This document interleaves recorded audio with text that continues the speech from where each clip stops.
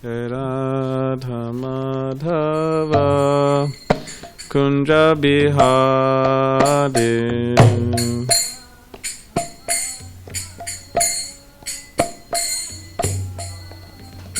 Jaya Radha Madhava Kunja Bihari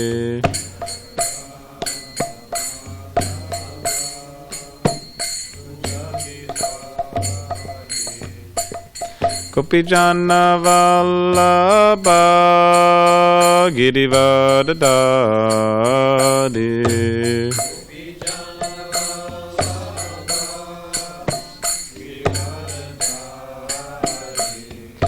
Gopijana Vallabha Girivardhari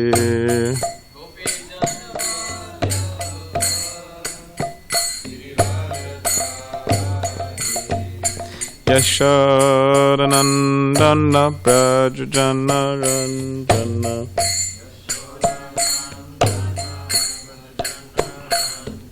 Yashodanandana Brajajana Ranjana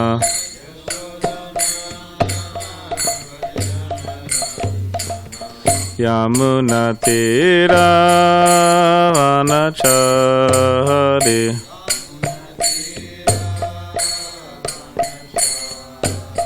Yamuna Tira Vanachari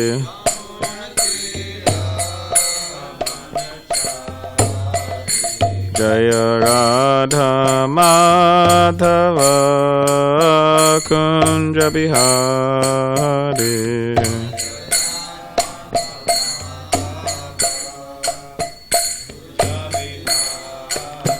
Jaya Radha Madhava Kunja Bihari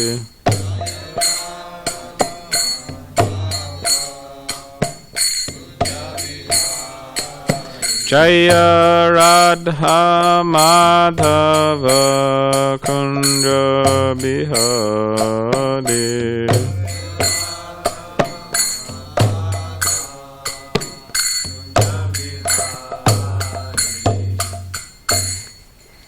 Jai Vishnu Paramahamsa Parivaracharya Ashtottara Shatakesh Maharaj Vangay Says Bhaktivedanta Swami Srila Prabhupada Ki Jai Grantaraj Srimad Bhagavatam Ki Jai. All glories to the assembled devotees, all glories to the assembled devotees, all glories to the assembled devotees, all glories to Shri Guru and Shri Gauranga. Shri Prabhupada.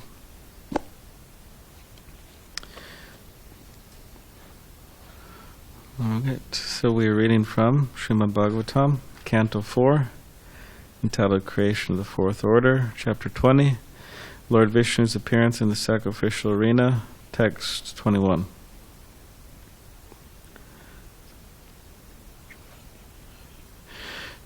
Adirajo Rachitanjalir Harim Philokitam Nashakad Ashulochana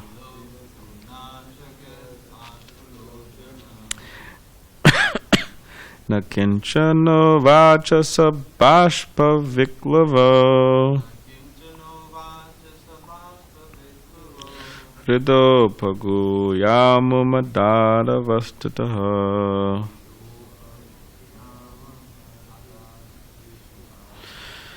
Adiraja Rachitanjalir Harim Vilokitum Nashakad Ashulochanaha.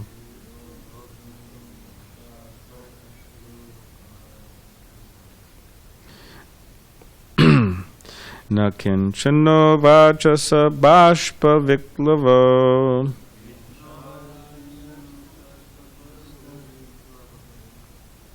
Hridopagu Yamumadad Avastataha.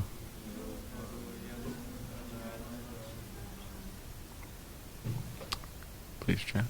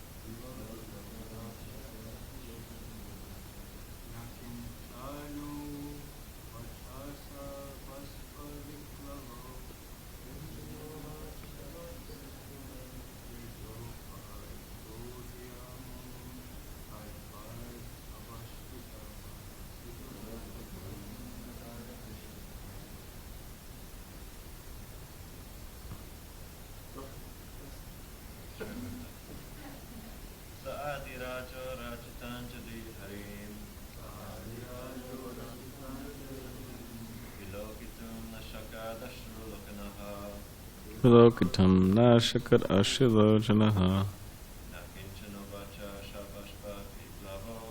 Kinchana vacha sabashva viklava.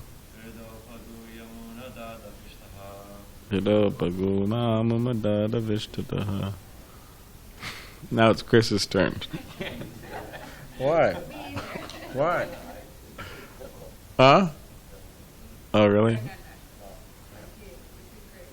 I heard both of you. It seemed like you could do it if you try. Oh, yeah? Well, you just act like nobody's in the room. You just act like nobody's in the room. You just chant. It's just you and the verse. That's it. Nobody else is around. It's just you and the verse. I mean, you don't have to, but it's up to you. I don't want to pressure you to or something. So would you like to? No? Okay. Not yet? Okay. You like to chant?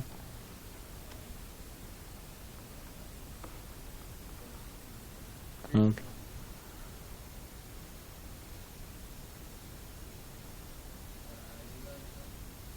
Yeah, that's right.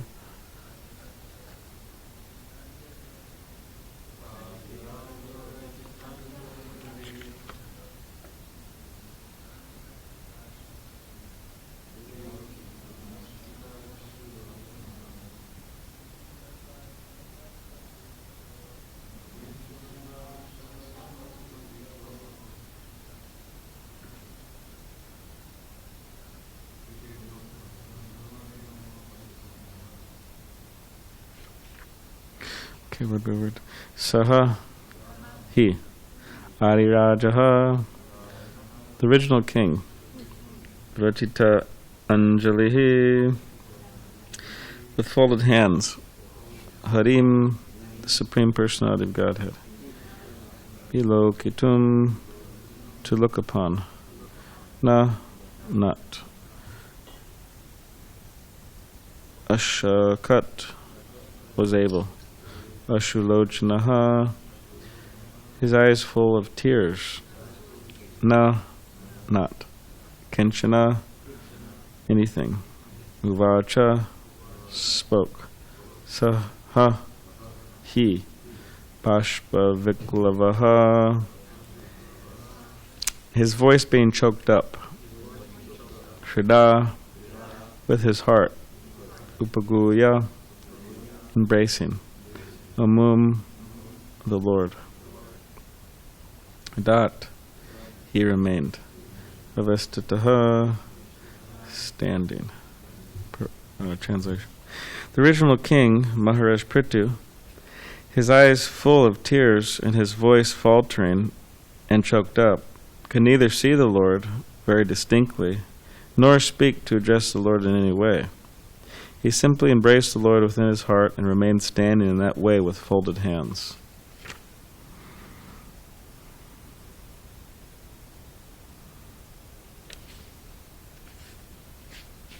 Okay,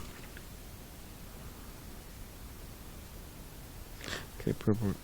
Just as Krishna is addressed in the Brahma Samhita as Adipurusha, the original personality, so King Prithu, being an empowered incarnation of the Lord, is referred to in this verse as Adirajaha, the original or ideal king. He was a great devotee and at the same time a great hero who conquered over all undesirable elements in his kingdom.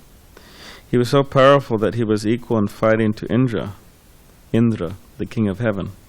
He gave protection to his citizens, keeping them engaged in pious activities and devotion to the Lord. He did not collect a single cent of taxes from the citizens without being able to give them protection from all calamities. The greatest calamity in life is to become godless and therefore sinful. If the state head or king allows the citizens to become sinful by indulging in illicit sex life, intoxication, meat eating, and gambling, then the king is responsible and he has to suffer the resultant sequence of reactions for the sinful lives of the citizens because he levies taxes on them unnecessarily. These are the principles for a ruling power, and because Maharaj Prithu observed all the principles for a ruling chief, he is referred to here as Adiraja. Even a responsible king like Maharaj Prithu can become a pure devotee of the first order. We can distinctly see from King Prithu's behavior how he became ecstatic, both externally and internally, in pure devotional service. Just today, we have seen in the newspapers of Bombay that the government is going to repeal its prohibition laws. Ever since Gandhi's non-cooperation movement, Bombay has been kept dry and has not allowed its citizens to drink. It's not referring to water.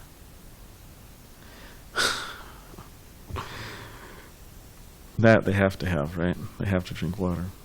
But Bombay has been kept dry and has not allowed its citizens to drink. But unfortunately, the citizens are so clever that they have increased illicit distillation of liquor. And although not being sold publicly in shops, liquor is being sold in public lavatories and similar abnormal places. Yeah, it is an abnormal place. Lavatory. Unable to check such illicit smuggling, the government has decided to manufacture the liquor at cheaper prices so that people can have their supply of intoxication directly from the government instead of purchasing it in public lavatories. The government failed to change the hearts of the citizens from indulging in sinful life. So instead of losing the taxes they collect to inflate the treasury, they have decided to manufacture liquor to supply to the citizens who hanker after it. This kind of government cannot check the resultant actions of sinful life, namely war, pestilence, famine, earthquakes, and similar other disturbances. Nature's law is that as soon as there are discrepancies in regard to the law of God, which are described in Bhagavad Gita as dharmasya glani, or disobedience to the laws of nature or God, at once there will be heavy punishment in the form of sudden outbreaks of war. We have recently experienced a war between India and Pakistan. Within 14 days, there have been immense losses of men and money, and there have been disturbances to the entire world. These are the reactions of sinful life. The Krishna consciousness movement is meant to make people pure and perfect.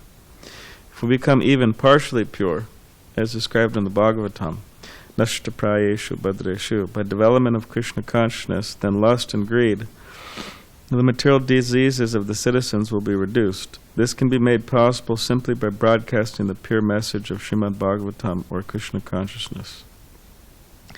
Big commercial and industrial firms have contributed many thousands of rupees to a defense fund that burns the money in the form of gunpowder. But unfortunately, if they are asked to contribute liberally to advance the Krishna consciousness movement, they are reluctant. Under the circumstances, the world will periodically suffer from such upsurges and outbreaks of war, which are the consequences of not being Krishna conscious.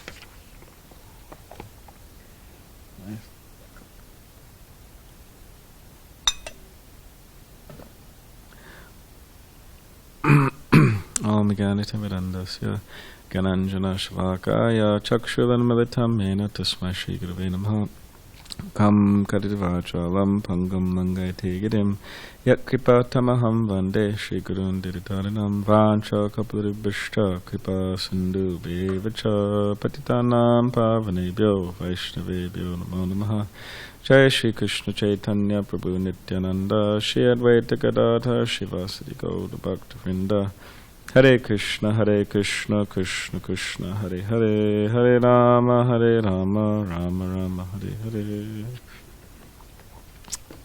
So I'll read the verse again. The original king, Maharaj Prithu, his eyes full of tears and his voice faltering and choked up, could neither see the Lord very distinctly nor speak to address the Lord in any way. He simply embraced the Lord within his heart and remained standing in that way with folded hands.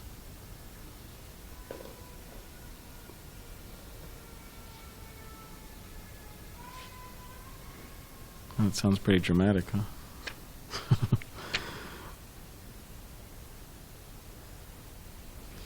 So Srila Prabhupada, he was asked one time, I think in Chicago, how to stop the crime there. which is still a problem in Chicago and throughout the world. More places more than others. More places, some places are more severe than others. But so he was asked, how do we stop the crime? And Srila Prabhupada said that if you give me a hall, I'll invite all the locals and we'll have kirtan and we'll serve prasad, and in this way, gradually, eventually, all the crime will be diminished. But as Srila Prabhupada said, and as was noted, and what happened is that they didn't give a hall. They just, So here it's mentioning, Srila Prabhupada's mentioning that the government, they're very eager to spend money in so many different ways. Like here, Prabhupada says that big commercial industrial firms have contributed many thousands of rupees to a defense fund that burns the money in the form of gunpowder. But unfortunately, if they're asked to contribute liberally to advance the Krishna consciousness movement, they're reluctant. So the government spends money on so many different things. Like Dravida Prabhu was telling me, the defense, the defense of this America Defense Department, they spend so much money on it, millions, billions of dollars every year. And devotees were saying that, or he was saying, and devotees are making the point, thinking that if some of that money, even a small portion of that money, was to go to the propagation of Krishna consciousness, you imagine what effect it would have on people.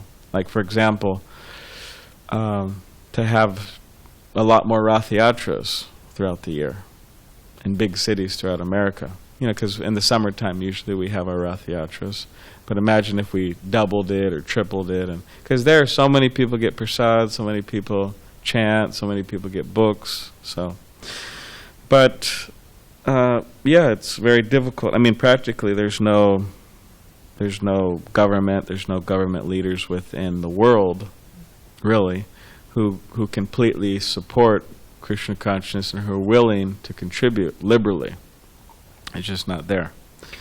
So what do? We just give up? No, we don't want to do that.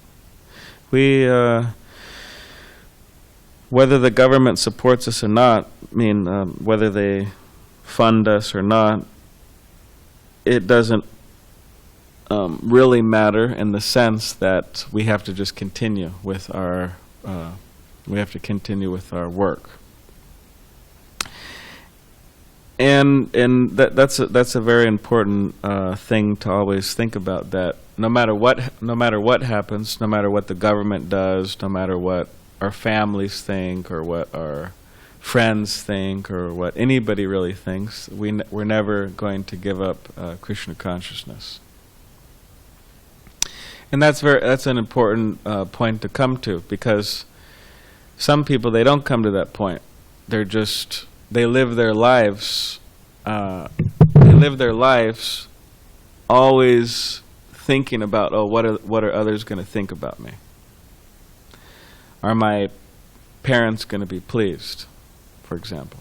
Now, of course, okay, fine. That's a nice sentiment, and that's a sign of a good son or a good daughter, as my parents can be pleased. But ultimately, if the parents are not really supportive of Krishna consciousness, Prabhupada would even say that real parents are parents that are supportive of Krishna consciousness. Like in the Bhagavatam, it says in the 5th canto that one should not become a father or a mother or a relative or any or guru if they cannot deliver their dependents from the cycle of birth and death. So what does that mean practically? It means that those who are in those positions and they're not able to free their dependents, their sons, their daughters, etc., from the cycle of birth and death, or they're not even interested in it. They're not even interested in freeing their dependents from the cycle of birth and death. In other words, they're not interested in Krishna consciousness. By definition, according to this verse in the Bhagavatam, that they're not real parents. Now, of course, okay, on some level, they are our parents, biological parents, and whatever. We respect them and offer all, like that. But from another point of view, if they're going to bar our Krishna consciousness, or if they're going to get in the way of it, then we shouldn't really take their advice. Just like in the Bhagavatam, I think it's in the 7th canto, it says that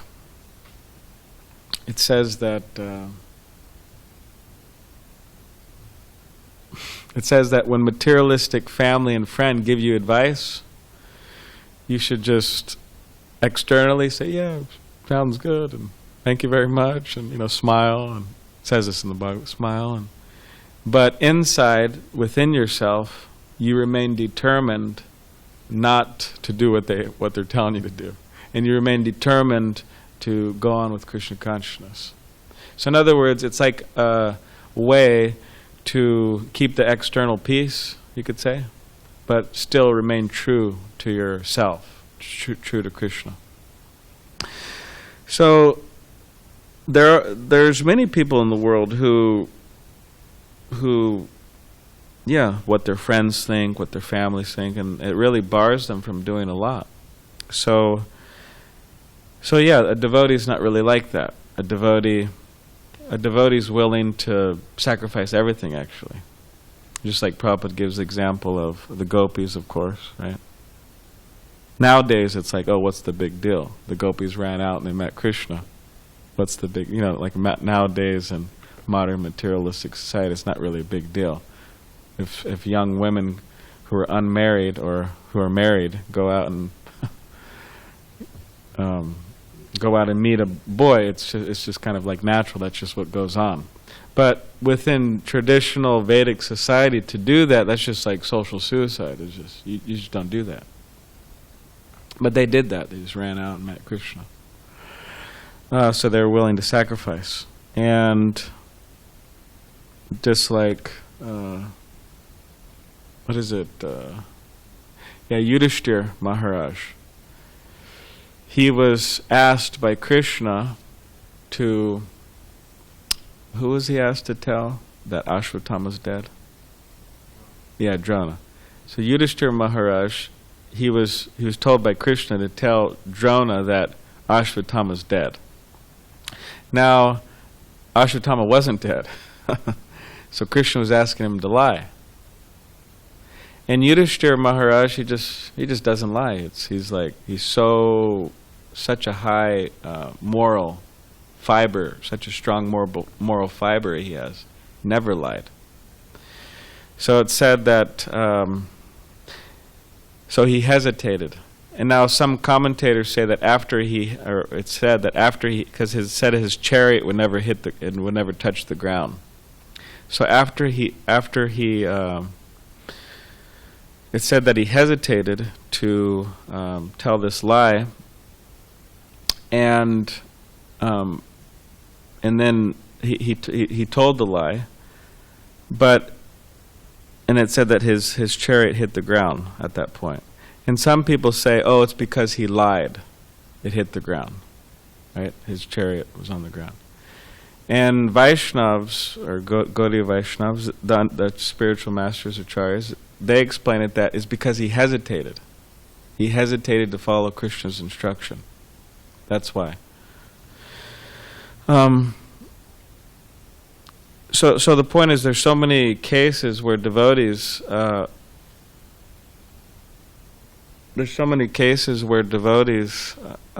they are expected to sacrifice everything for Krishna. And actually, all devotees are actually expected to sacrifice everything for Krishna. Or what's the use of being a devotee? Huh? Or what type of devotee are we? So we shouldn't really care, ultimately, who gives us support. And if they're not giving us support, then what type of friends are they anyways? It's like if somebody gives you support, excuse the example, but if someone gives you support to go to hell, it's like, what type of friend are they? It's like, I'll encourage you, I'll love you, I'll scratch your back, I'll do anything and everything for you. And in the process of us having a relationship, I'm just like practically I'm like buying your ticket to hell, right? So what type of friend are they?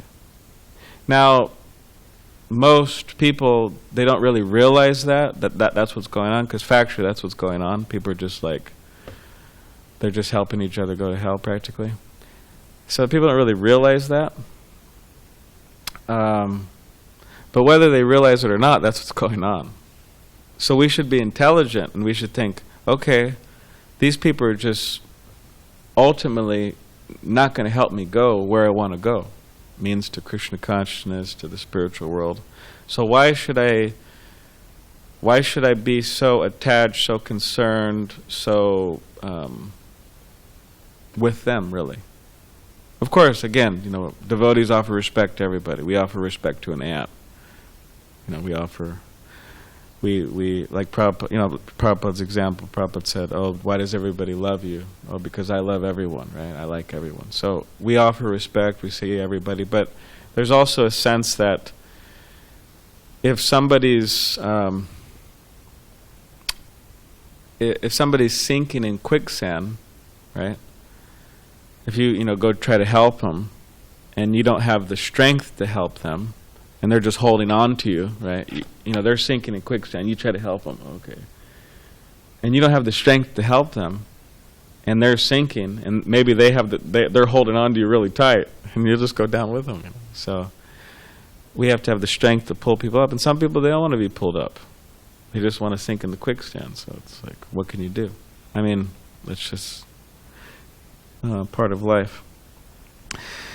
So yeah, devotees are ultimately not concerned on who gives them support, but of course we do need support, so therefore we have devotee association. So it's not that the association of pure devotees.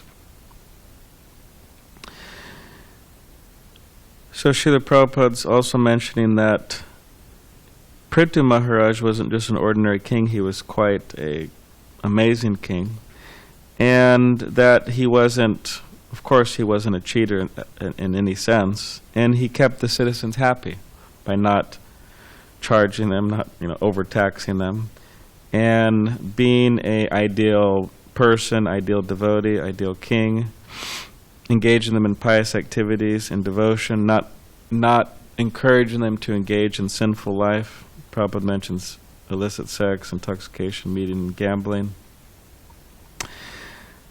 So he kept them Krishna conscious by his example and by his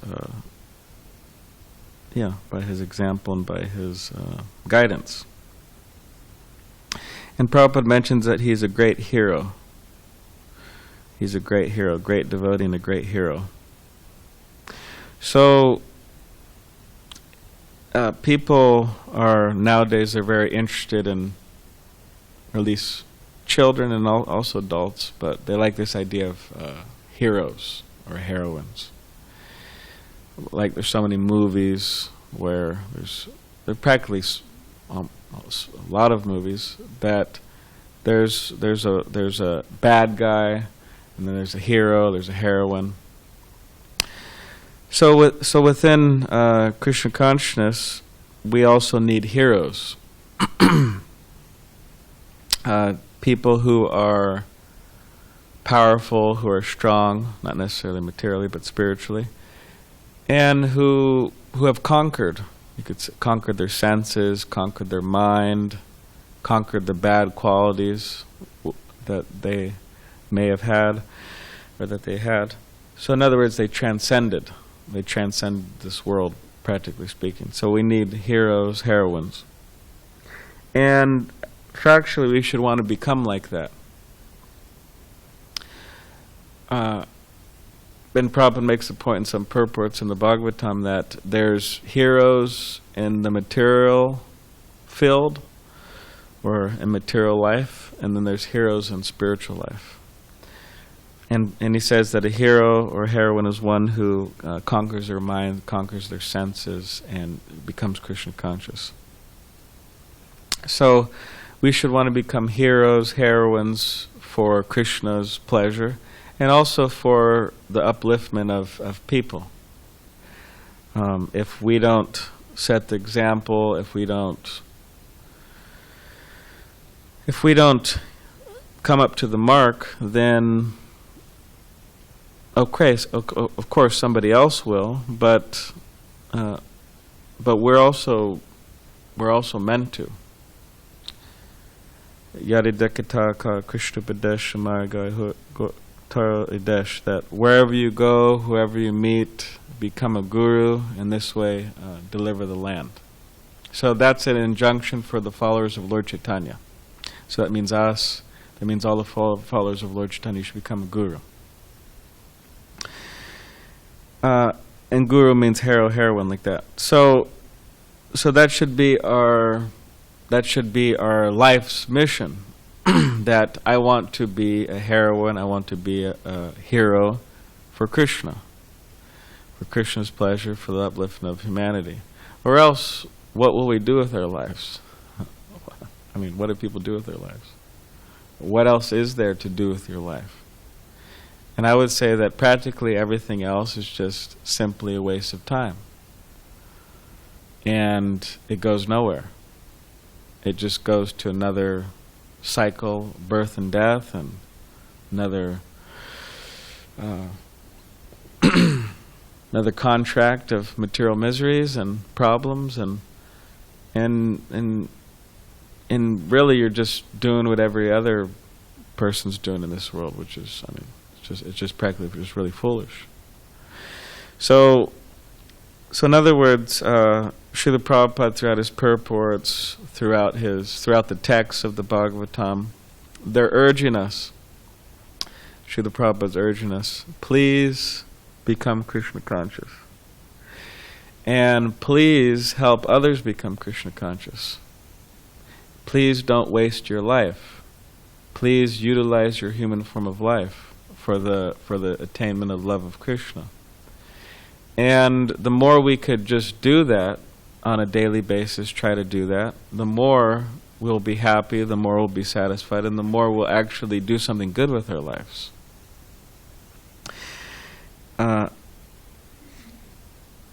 And the more we will just do what we're supposed to be doing. That's what we're supposed to be doing, if you ever wondered. And this is an interesting point that he brings up Bombay and them making liquor illegally, and then eventually the government in Bombay, they realized that, oh, we can't stop these people, so we're just going to make our own liquor, we're going to make it cheaper, and we're going to sell it to the citizens. So Prabhupada makes a point that they cannot remove the sinful tendencies within their citizens' hearts. In the examples given of a elephant bathing. So elephant bathes, it comes out, and then it rolls in the dirt again. So Prabhupada says, and the Bhagavatam says, that people, they commit sinful activity, they go to a church, a temple, a mosque, they repent their sinful activities to God or the priest, and then they go out, and then they commit the sinful activity again. Jai. Father, forgive me, for I have sinned again. Krishna, forgive me, for I have sinned again. And, or like Prabhupada said, that every day 10,000 prostitutes, they bathe in the Ganga, and then they come out and they just continue their activity. And a bunch of people, meat eaters and all types they bathe in the Ganga and they just come out and continue. So in other words, their sinful desires, the tendencies are not removed. So Prabhupada didn't like that. And he didn't like that the followers of particular religious systems weren't able to teach their followers how to remove the sinful tendencies from their heart and not stop, and to stop what they're doing. He didn't like that. So yeah, this is part of Krishna consciousness, that we may have material desires residing in our heart, and we may have material desires residing deep within our heart that we may not even know about, just yet. They might just come around the corner soon and rear their ugly heads. But part of Krishna consciousness is removing those desires. Just removing those desires, those sinful desires, the materialistic desires. And Srila Prabhupada, he expected us to do that, and he gave a process to do that, mainly sadhana bhakti, engaging in regular devotional service, hearing and chanting, and different processes of devotional service. And if we do that, then gradually the desires will go away. It means the material desires, the sinful desires, they will go away. And they'll go away to the point where they're just not even there anymore. They're completely burned up. But still, one has to wait that out. One has to. It takes some time, and it's not automatic. It's not that, oh well, I've been a devotee for so many years and automatically my sinful desires will be gone, my materialistic desires will be gone. But one has to work on it. Just like Prabhupada gives that example of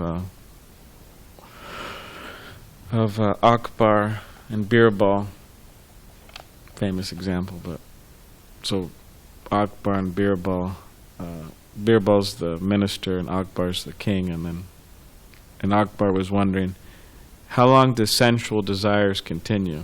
Specifically, like, because he's a man, so how long desires for women continue, like sexual desires? And Birbal said, up until the time of death. It's like a long time. So then Akbar said, how is that? How is that? I mean, that's don't they stop at some point? And then Birbal said, no, they don't. He said, I'll prove it to you. I said, okay. So then they waited some days, and they went and visited a dying man. And they brought Birbal, or Akbar's young daughter, which, I mean, it's Vedic civilization. It wasn't, she was dressed like a chaste woman, I suspect. She was a king's daughter. She wasn't dressed like, I don't know. But so they went there, and Birbal and Akbar were there, and the daughter, and the dying man was there. I mean, he's on the deathbed. He's literally dying. And when you're dying, I mean, like we went to yesterday, Vishwambar Prabhu and Jamal and myself, we went to a devotee's house, and her mother's like in the process of passing away, or getting close. She's body's really thin, hair is really gray, and she has some, I think it was like an oxygen machine or something, right? Was it something? Just not doing well. I mean, could hardly move, can't speak, like that. So it's it's a very dramatic situation to be in. Intense. You're about to, all your loved ones are there. They're surrounding you because they know you're going to leave your body soon. So the man was like that. I mean, he's on his deathbed.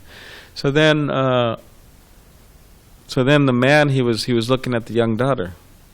He was looking at the young daughter's, face or whatever. And so then Akbar understood. Oh yes, it's till the time of death. So what is this supposed to do? Like discourage us and say, oh well, it's hopeless, it's useless. The point is that whatever the material desire be, whether it's that or whether it's there's a whole bunch of material desires. Whatever the material desire may be, the idea is to work on it gradually. To work on it, try to purify it. Cheto darpana marjanam, cleanse the heart. And if we do that, then individually, then that will be very good. That because nashta prayeshu bhadreshu, by hearing the Bhagavatam, by serving the pure devotee, we could get free from lust, greed, all these material diseases, Prabhupada says, of the citizens and ourselves. And by broadcasting the message of the Bhagavatam and the Bhagavad Gita.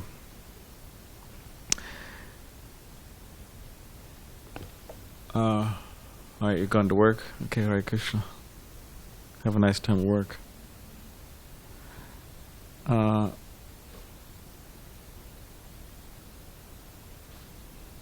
Prabhupada says that those who preach the message of Bhagavad Gita and the Srimad Bhagavatam, or spread the message of Bhagavad Gita and the Srimad Bhagavatam, he said they could very easily get out of Maya. So that's an impetus for devotees to try to spread the message of Bhagavatam. It says they could easily get out of Maya. Prabhupada says in the 4th canto in the purport. And if we ourselves and we try to spread Krishna consciousness, then there'll be less of these things happening, the upsurges and wars, and individually and collectively, and so many things. So in other words, Krishna consciousness is the solution to all problems. So, okay. So, Chris, you have some question, comment? No. Okay. Does anybody else have a question or comment? Maybe we should get Ivanya some prasadam, huh? You want to see if she's still there? I don't think we give her prasadam when she goes to work.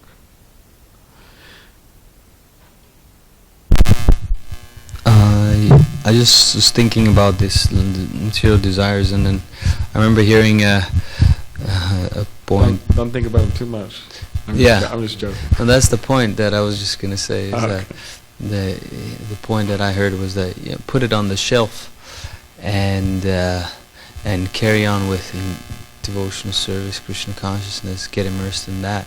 Yeah. And then when you check back, you may find that it's partially gone, somewhat gone, totally gone. Mm-hmm. So I just thought of that, and that's good.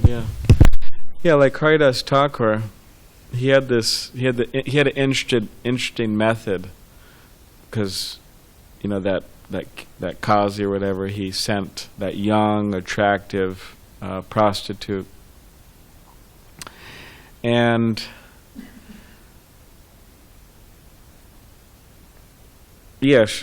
so young, attractive prostitute. So she came to Haridas Thakur in the dead of night. He was a young man. He was chanting Hare Krishna.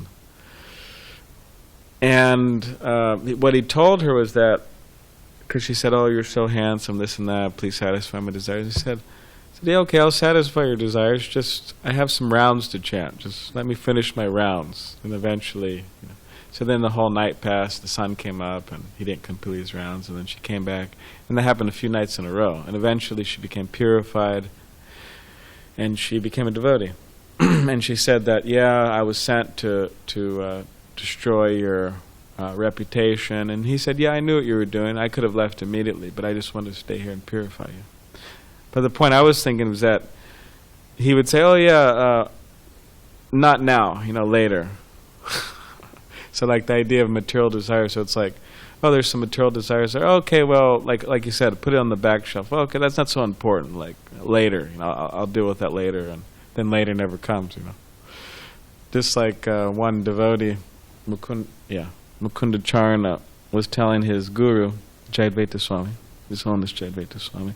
He was telling him that, I want to take like a vow that I'll stay in the brahmacharya ashram for like the next, I don't know what he said, 10 years or something.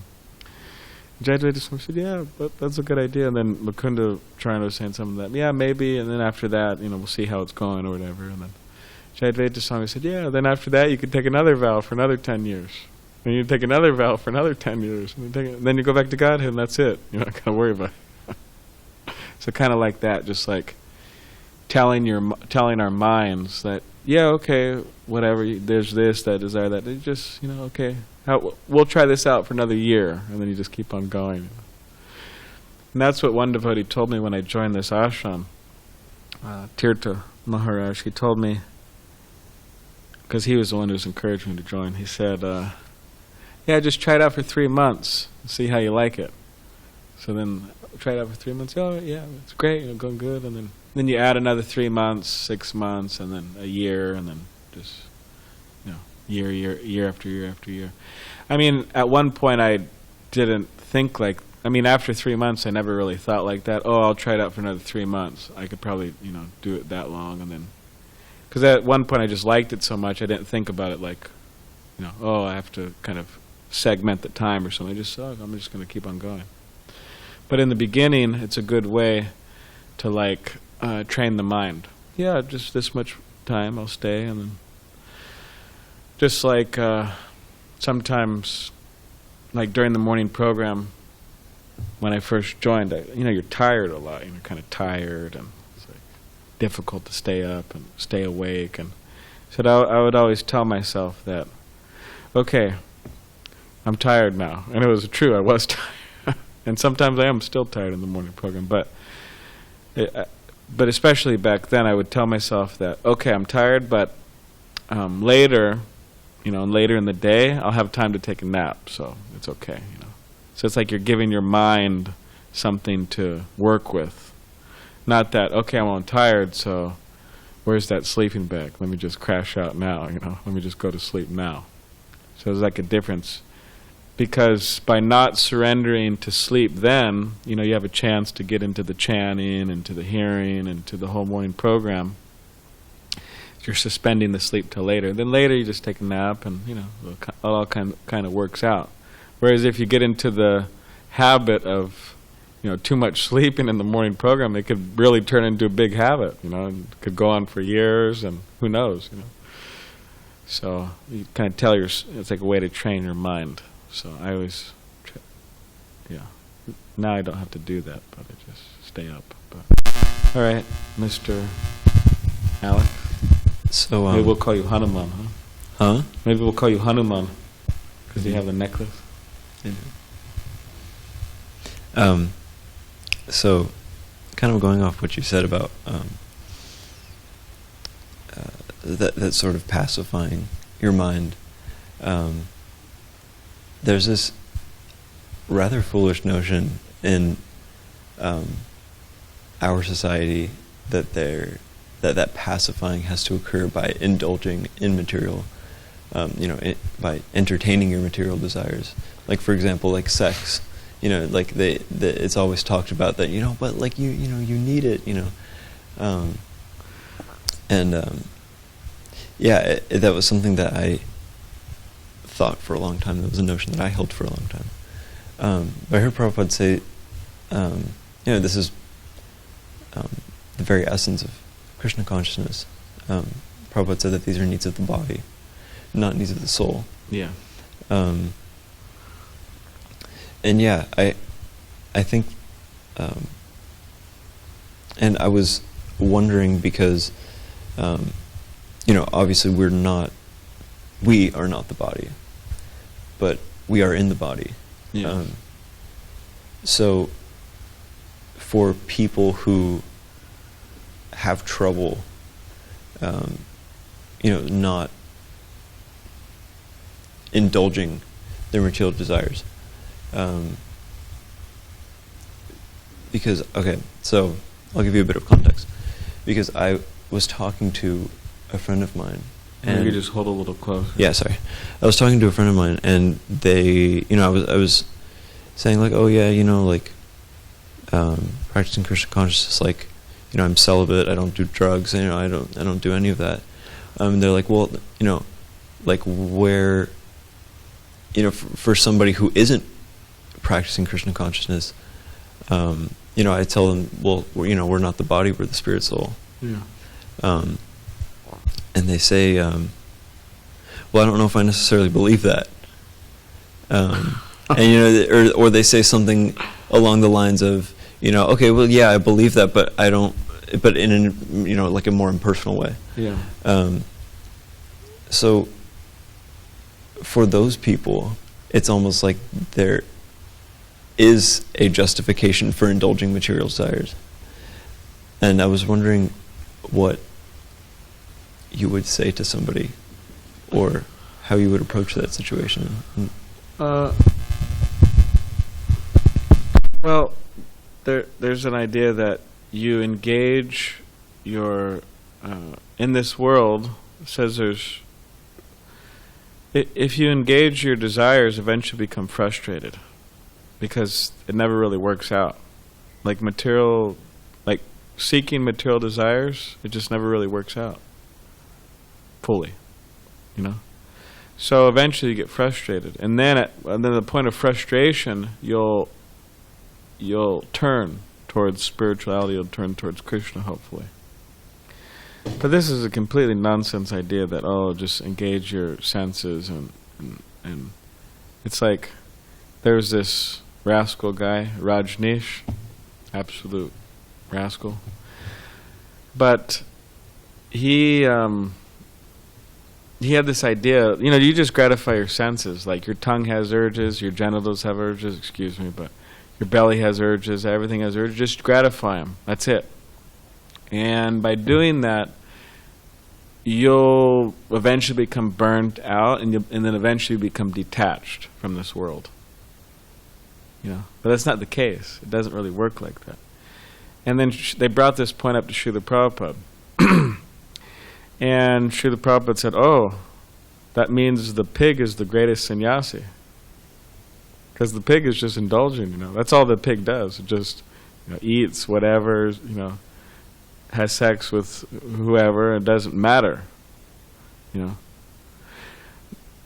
Mother, sister, whatever. The hog will have sex. It doesn't matter. So Prabhupada said, that means the hog is the greatest sannyasi. And so this is complete nonsense. And people like this type. This is cool. This is spiritual. That's why it's Kali Yuga, because people who aren't really serious and sincere, and they just want to be polished animals, and they just want to gratify their senses, and it's a perfect age for that. And the thing is, it's just it's like, well, what's the use of your human? What's the use of your human form? Just take the form of a pigeon or something, or take the form of a hog. It's better for you. It actually is better. You could eat more. You could enjoy your senses more. Human body is actually not that good for that type of stuff. So that's why intelligent people, they always rejected that idea. It's just disgusting, And fine, people want to have religious householder life. Okay, fine. There's a family there, and of course everybody eats too. But it has to be cultured. It has to be cultured, religious, moral, human, decent, clean. It can't just be some completely toxic, just animalistic. So that's the difference between devotees and non-devotees, really. So and Prabhupada was actually complained. He actually some people complained to Srila Prabhupada about Rajneesh, because he was some members, specifically the men, they were going over to his ashram, and I don't know, God knows what goes on in Rajneesh ashram, but and the wives of the men were complaining that Prabhupada, it's a sport. So then Prabhupada said, don't worry, I'll go there personally and I'll drive him out, of the town. I think it was Pune, India. So then Prabhupada passed away, and he haven't made it to that town.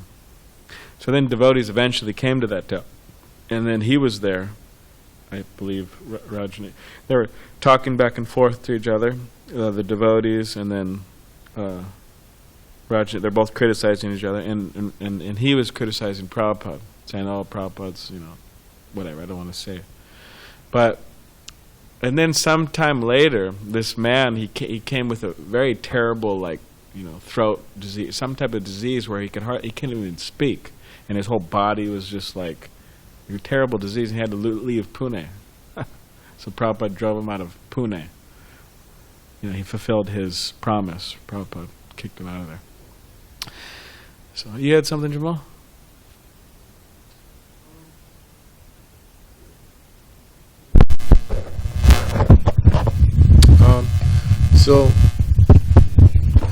Anyway.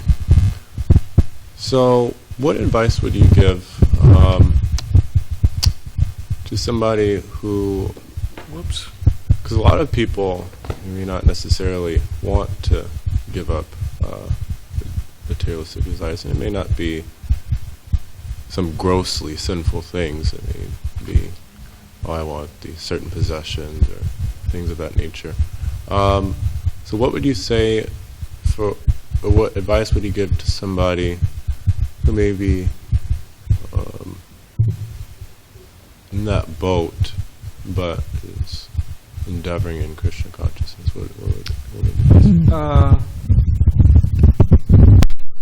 I mean, generally people do have material desires. That's understood. And generally people don't want to give them up. That's also understood. I mean, real giving up of material desires is like, you could say, you don't necessarily have to take sannyas, like formally, but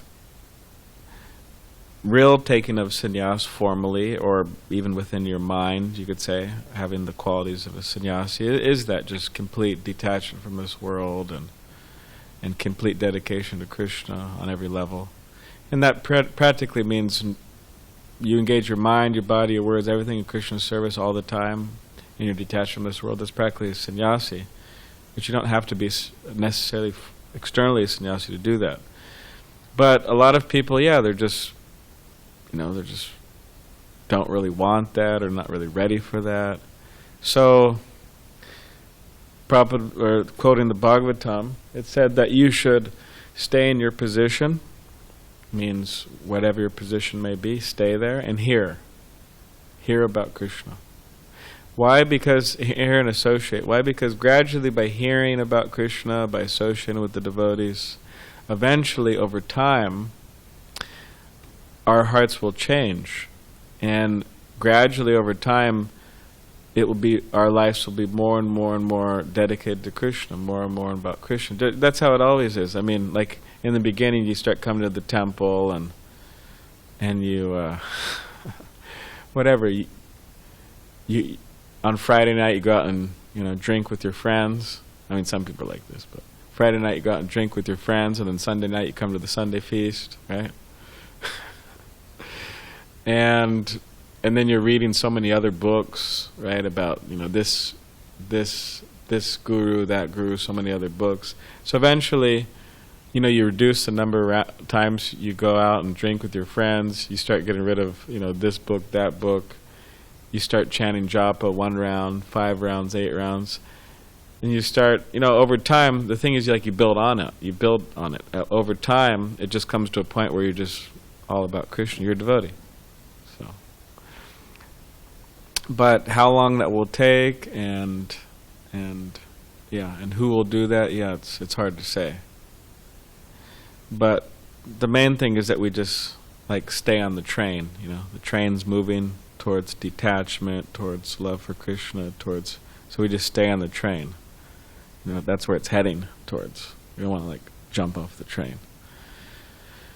So main advice is that just you have material, or whoever has material desires, and also akamo sarvakamo va moksha kama dadadi tivrena bhakti yoga na yajete purusham param, that whether you have all material desires, you have no material desires, or you are self-satisfied, whoever you are, it says that you should engage tivrena bhakti yogena, that Krishna, you should engage in intense devotional service to Krishna.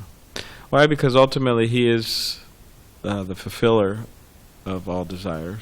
Anyways, even if we have material desires, better to go to Krishna. Anyways, so there's many ways to look at it and think about it. But the main thing is people just don't become discouraged, and people don't give up. So as long as someone doesn't become overly discouraged and also give up, then I think, or at least we've seen that Krishna takes care of those persons. So, all right, it is late, but even though it's late, the breakfast still may not be done. Is that true? Oh, you didn't hear a bell? Oh, you hear a bell when it's offering? Anyways, sorry, but I was meaning to actually end early, so I apologize for that. All right. Grantaraj Srimad Bhagavatam ki jai.